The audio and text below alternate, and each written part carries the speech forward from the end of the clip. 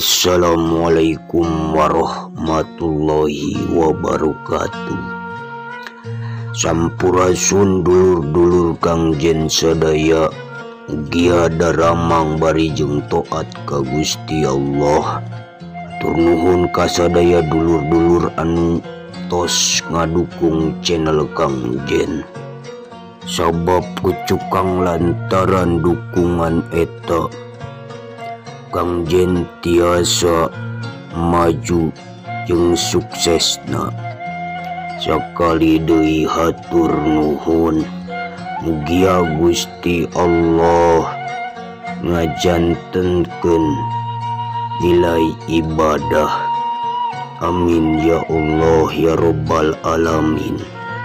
Dina video Kang Jen ayeuna, Kang Jen bakal meseksa utik papatah kolot urang baheula. Papatah nu mana nyaeta urang salaku manusia ulah poho kana purwadaksi.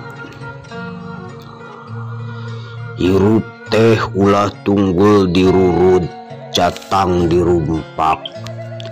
Kudu inget kana purwadaksi, purwa wiwitan, daksi wekasan.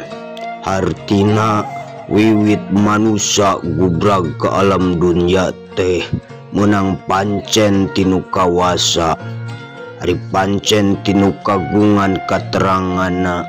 Wa ma khalaqtul jinna wal insan illa liya'budun. Moal pati-pati Gusti Allah nyiptakeun jin jeung manusia dianti keur ibadah. Ngaran ibadah teh migawe pagawean anu eta pagawean luyu jeung skenariona. Jeung eta pagawean teh henteu leupas kana ngahasilkeun salametna ti dunya jeung ti akhirat. Jadi manusia di dunia teh menang pancen keur ibadah, ulah nyieun rupa-rupa alesan anu nyieun mundur tina eta ibadah mun hayang salamet. Kumantak urang salaku manusia ulah mohokeun kana purwadaksi, sangkan urang apal kana diri. Asal ti mana, cicing di mana, balik ka mana. Lamun diri ngarasa beunghar, inget saha nu mere beunghar.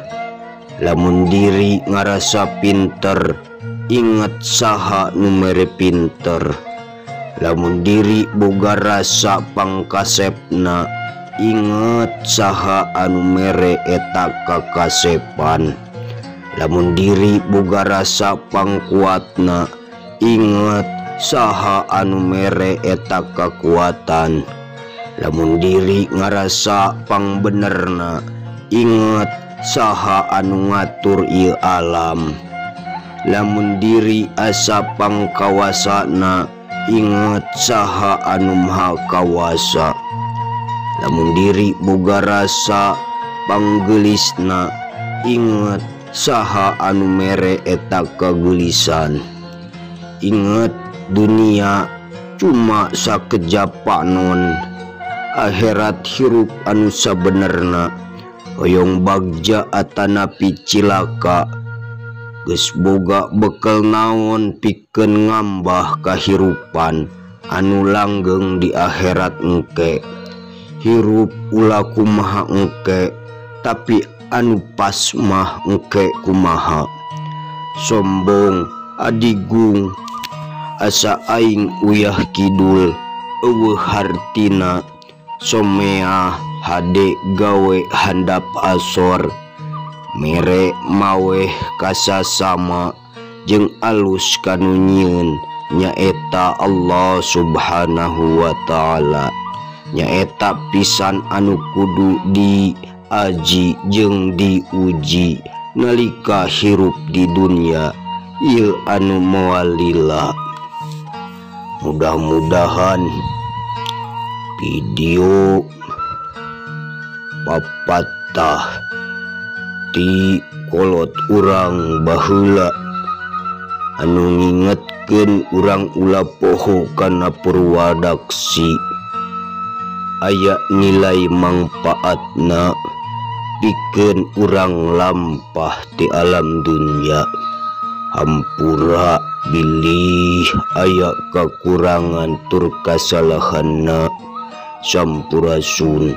Assalamualaikum warahmatullahi wabarakatuh.